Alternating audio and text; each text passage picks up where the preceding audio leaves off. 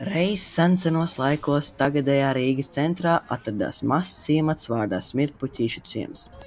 Šajā ciematā bija 2 iedzīvotāji – Petrovičas kundze, bijusī PSRS tanku rūpnīcas darbiniece, un mazmeita Sarkana.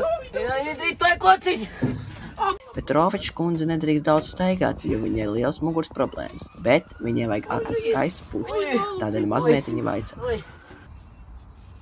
Tomīt, tā ko atnestas? Jā, mazmeitiņ, atnes man puķītes. Labi, Jomīt. Sarkangalvīte ir skriešus priekā, aizgājus uz pļavu savākt vecmāmai pušķus, bet viņa kaut ko dīvainu sadzirda. Kas tas bija? Arī Petrovičs kundze kaut ko sadzirdēja. Kas tur rūc? Aplūkoja teritoriju no Petrovičas kundzes nama, viņa attālumā redz baisu radību. Tas taču spēlēnies Oļeks! Izrādās, ka tas ir vilks. Petrovičs kundze pastās pa logu un redz, kā vilks uzbruk mazmeitai un bļauj. Mazmeitiņ, beidz! Dzirdot, kā vecmāmiņa bļauj, Sarkangalvīte ļoti skaļi iekliedzās.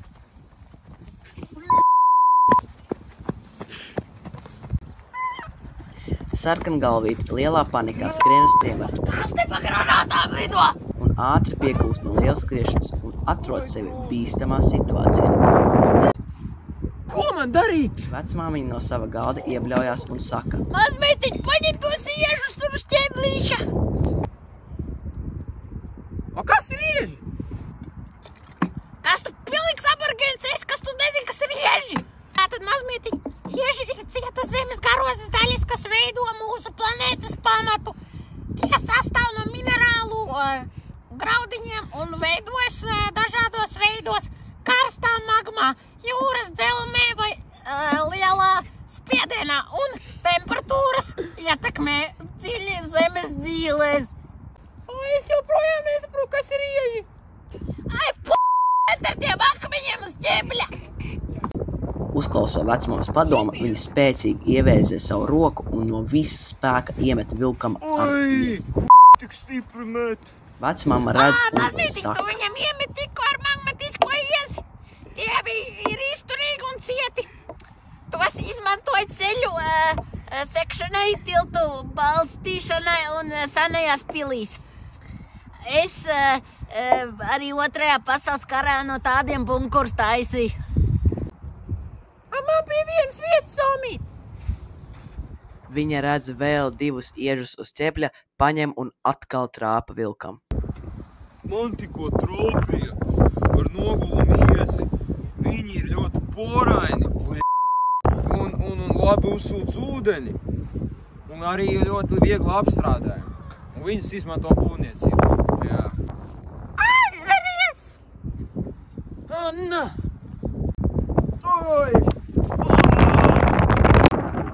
Davai, mazmeitiņa! Aizver muti, veco! Ai! Kā sāp! Panāc šurp spalvenēt Oļeku!